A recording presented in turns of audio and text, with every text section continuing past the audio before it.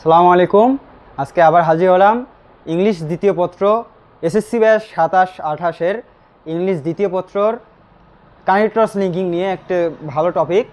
তো connectors linking অনেকের কাছে আমি মেসেজ পাইছি যে কানেক্টরস লিঙ্কিংয়ে তাদের সমস্যা আছে। তো আমি তাদের উদ্দেশ্যে একটা কথা বলতে চাই, কানেক্টরস লিঙ্কিং আসলে তোমাদের কাছে যতটা কঠিন মনে হয় আমার কাছে সহজ। তো আজকে তোমাদের কানেক্টরস বা সংযোগ শব্দ বিষয় তোমাদের সাথে কিছু আলোচনা করব এবং সেই বিষয়ে কিছু লেখা তোমাদের বোর্ডে বা কিছু রুলস দিয়ে দেব।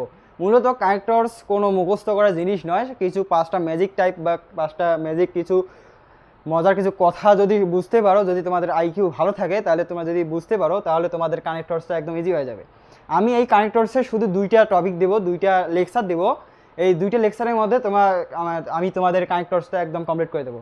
তো কানেক্টরসটা হচ্ছে, প্রথমত কানেক্টরস বিপরীত অর্থ বোঝাতে হয়, একই অর্থ বোঝাতে হয় বা কোনো কারণ বোঝাতে কানেক্টরসের ব্যবহার হয়। মূলত আমি প্রথমে কানেক্টরসের একই বা ভিন্ন, যে এক কথায় একই যেগুলো বোঝাতে মানে মিল যেগুলো সাথে থাকে ওগুলো বলতে বোঝাচ্ছি। যেমন কানেক্টরস থাকতে পারে যে মিল বোঝাতে,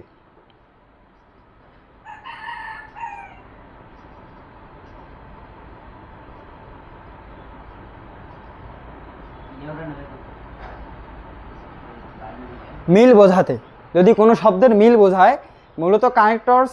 একটা সহজ উদাহরণ দেই, মনে করো একটা দেওয়াল, একটা বাড়ি, এটা বাড়ি, ধরো এটা স্কোয়ার। তো স্কোয়ারে এটা হলো দেয়াল।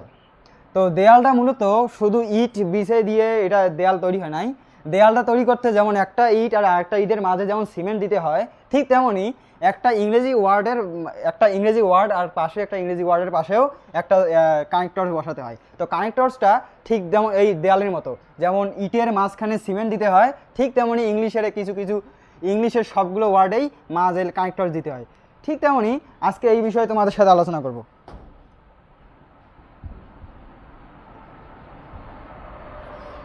তো এখন আমরা উদাহরণে যাচ্ছি। মিল বোঝাতে ফার্স্টলি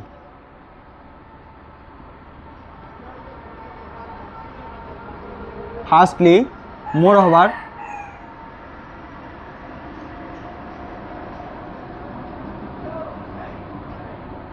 ইটিসি।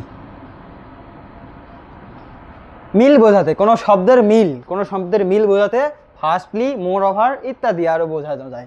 ঠিক তেমনই এগুলোর মাধ্যমে আমি একটা উদাহরণ দিচ্ছি যে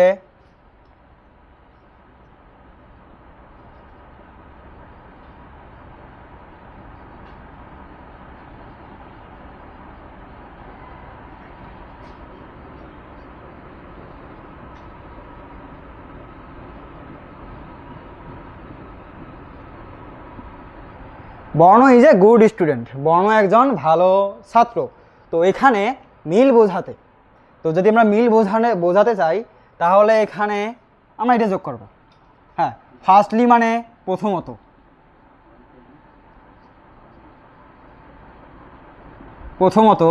ফার্স্টলি মানে প্রথমত, আর মোর ওভার মানে এছাড়াও,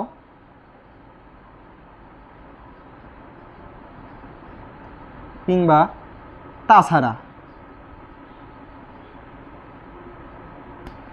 তাহলে দেখতে পাচ্ছি মিল বোঝাতে যে দুইটা শব্দ ব্যবহৃত হয়, ফার্স্টলি মানে প্রথমত, মোর ওভার মানে এছাড়াও বা তাছাড়া।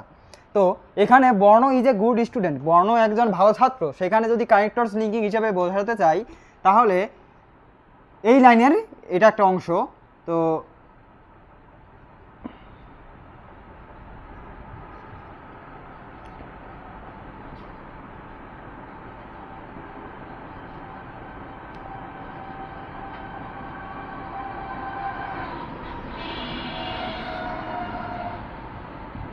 এই যে মিল বোঝাতে আমি একটা উদাহরণ দিয়েছি, এক্সাম্পল দিয়েছি। তো এক্সাম্পলটা হলো বর্ণ is a good student, more over he is a good player.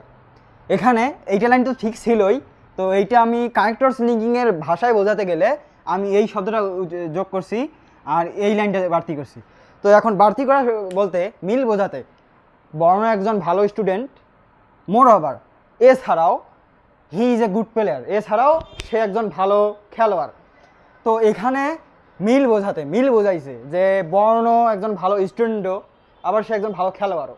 তো এখানে মিল বোঝাইছে, তো এটা আমরা শিখলাম মিল বুঝাতে।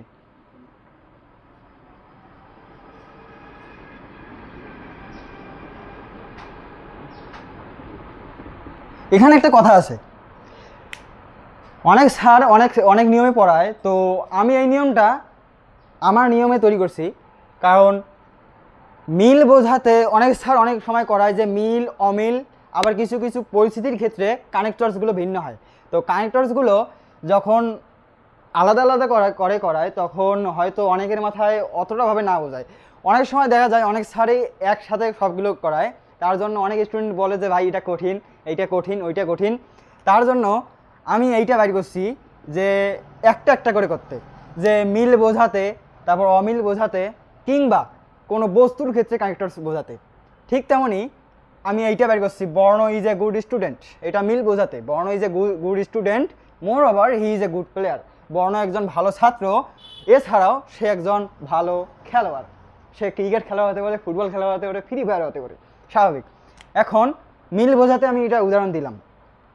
এখন ভিন্ন বা অমিল বাক্যের সাথে কোনো কিছু বোঝালে এটা নিয়ে আলোচনা করব।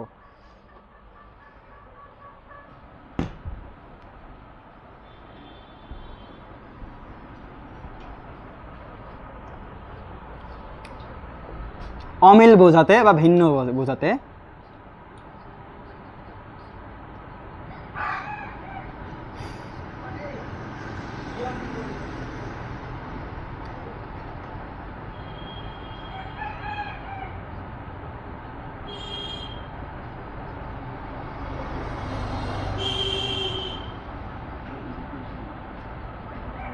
হ্যাঁ, আমি বুঝতে পারছি যে তোমাদের হয়তো লেখাগুলো বুঝতে একটু সমস্যা হবে, তবু মানিয়ে নিতে হবে, কারণ প্রথম যেহেতু।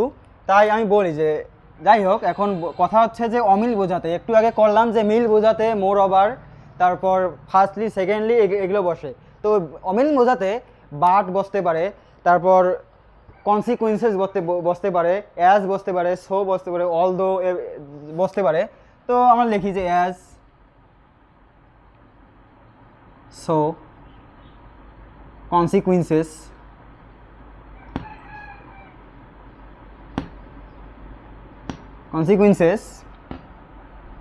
but, etc. এগুলো অমিল বোঝাতে এগুলো এগুলো ব্যবহার হয়। তো এখন এটা যদি আমি উদাহরণ যদি দিতে যাই, তাহলে উদাহরণ হবে যে অক্ষত লিজু। এখানে অমিল বোঝাতে আমি একটু আগে বোঝাইলাম যে মিল বোঝাতে কানেক্টরসের মানে ব্যবহারগুলো কীরকম। এখন অমিল বোঝাতে এর ব্যবহার হচ্ছে অ্যাজ, সো, কনসিকুয়েন্সেস, বাট, আর একটা আছে হাউএভার।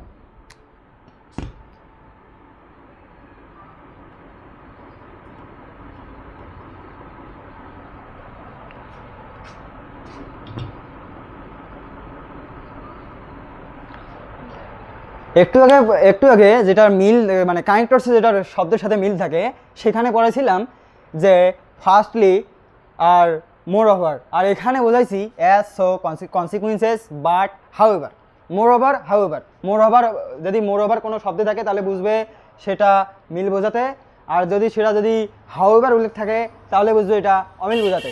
তো এই অমিল বুঝিয়ে আমি একটা এক্সাম্পল দেই যে হি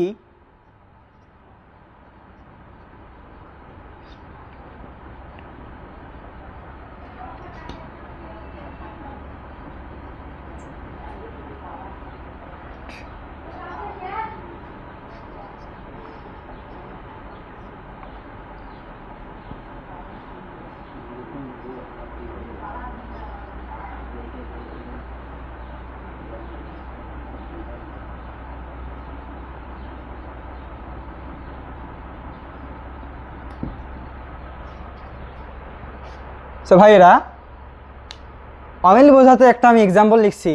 তো এক্সাম্পলটা প্রথম লাইন, এটা দেখার দরকার নেই আপাতত, এটা দেখার প্রয়োজন নাই। প্রথম তোমরা এটা দেখো, হি স্টাডিড হার্ড, সে কঠোরভাবে পড়াশোনা করে বা সে কঠোরভাবে পড়ে। বাট হাউএভার হি ফেইলড, সে কঠোরভাবে পড়া সত্ত্বেও হাউএভার মানে সত্ত্বেও, যদিও, বাট মানে কিন্তু, হাউএভার মানে যদিও, যাই হোক, বাট হাউএভার।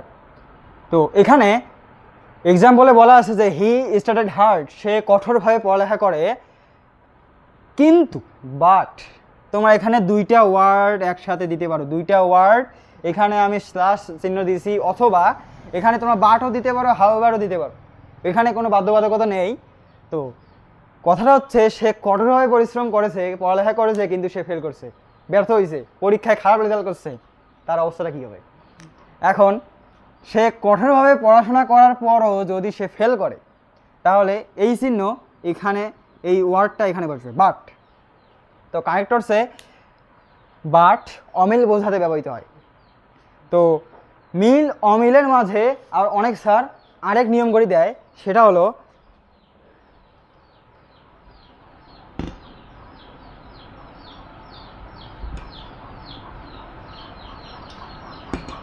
তো ভাইরা এবং বোনেরা, এই মিল অমিল মিলিয়ে যে আমি একটা ওয়ার্ড দিয়েছি যে কানেক্টরস, তো এখানে এই জায়গাটায় কি বসবে, হাউএভার বসবে নাকি বাট বসবে, সেটা তোমরা কমেন্ট সেকশনে জানিয়ে দেবে। আর সর্বশেষে আমি একটা কথা বলতে চাই যে আমি এই ক্লাসে এবার প্রথম, আমি এইরকম কোনো অভিজ্ঞতা নাই আমার। তো কিছু কিছু ক্ষেত্রে আমি এর আগের যেটা ভিডিও আমি ছাড়ছি, যেটা আমার বন্ধু রাকিব, এই পেজের ওনার, তো এটা যখন ছাড়ছে তখন আমার এক কথায় আমার আইডিতে অনেক কিছু মেসেজ আসছে যে প্রথম টাইম এরকম ক্লাস নেওয়ার দরকার কী ছিল। তবে একটা কথা বলি যে তোমরা যারা 27 এবং 28 ব্যাচ, 2027 এবং 28 ব্যাচ, তোমরা আমার ভাই বোনদের মতো, তাই আমরা যেরকম করে পড়ে গেছি সেরকম করে যদি তোমাদের আমি যদি কোনো পরামর্শ দেই তাহলে আমার ভালো লাগবে। তাহলে এই অনুযায়ী আমরা যেভাবে পড়ছি, আমরা যেভাবে পড়ছি, আমার স্যারের কাছে যেভাবে পড়ছি, ওই রকম করে আমরা যেভাবে ভালো করে পারছি, তো ওই রকম করে তোমাদের শেখাইলাম, পরামর্শ দিলাম। যদি তোমাদের ভালো লাগে তাহলে আমাদের পাশে লাগবে। যদি আমাদের কোনো একটা ওয়ার্ড শিখে যদি তোমরা প্রতিষ্ঠিত হতে পারো তাহলে আমরা গর্বিত। আবার অনেকে দেখা গেছে কমেন্টে লেখে যে তোমরা এখনও পরীক্ষা দিলে না, কী হবে সামারিতে। এর আগের ক্লাসে আমি সামারি নিয়ে একটা টপিক দিছিলাম, তো কমেন্ট সেকশনে অনেকেই অনেক লেখা লিখছে। তো কমেন্ট সেকশনে একটা লেখা আছে যে এখনও পরীক্ষার রেজাল্ট বার হলো না, তুই কী হবে 10-এ 9 পাইলি। তো আমি মূলত ওখানে উল্লেখ করি বলি নাই যে আমি এসএসসিতে 10-এ 9 পাইছি, এখনও রেজাল্ট আমাদের বাকি আছে। তো 10-এ 9 পাইছি আমি টেস্টে, আমি অর্ধবার্ষিকে পাইছি, হয়তো উল্লেখ করছি আর করি নাই, তবে এসএসসির কথা আমি উল্লেখ করি নাই। তো যাই হোক, যে যাই বলুক, এটা আমার ভালো লাগে, এটা আমার প্রথম, এটা নিয়ে আমার দ্বিতীয় ক্লাস। এখন তোমাদের কাছে আমি দোয়া প্রার্থী, এবং আমাদের এই পুরো পেজের যে ফ্যামিলি আছে, আমার রাকিব বন্ধু ওনার, এবং সাথে আমরা অনেকেই আছি। আর তোমাদের যে সাবজেক্ট নিয়ে সমস্যা থাকে সেই সাবজেক্ট নিয়ে আমাদের কমেন্ট সেকশন, বা আমার যদি কোনো সাবজেক্ট বা ইংলিশ সাবজেক্ট নিয়ে যদি কোনো সমস্যা থাকে তাহলে তোমরা অনুলিমন পাঠশালা পেজের কমেন্টে জানিয়ে দেবে। আমার বন্ধু রাকিব, যে এই পেজের ওনার, সে আমাকে জানাইবে, এবং আমি নেক্সট ক্লাসে তোমাদের সমস্যা নিয়ে আমি ক্লাস দেওয়ার চেষ্টা করব। তাহলে আজকের ক্লাস আমি এই পর্যন্ত শেষ করলাম। আমাদের আগামী 20 তারিখ রেজাল্ট, এসএসসির রেজাল্ট, মানসিকভাবে প্রস্তুতি নেই।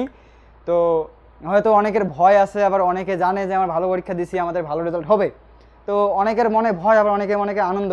তো তোমাদের কাছে আমাদের বড় ভাই হিসাবে ছোট ভাই বোনদের কাছে একটা চাওয়া, তোমরা আমাদের জন্য দোয়া করবে, আমাদের যাতে আমাদের বাবা মা, আমাদের সবার বাবা মা যাতে হাসি মুখ থাকে, তাদের মুখ যাতে হাসি মুখ থাকে, এবং আমাদের এসএসসির রেজাল্টটা যাতে ভালো হয়।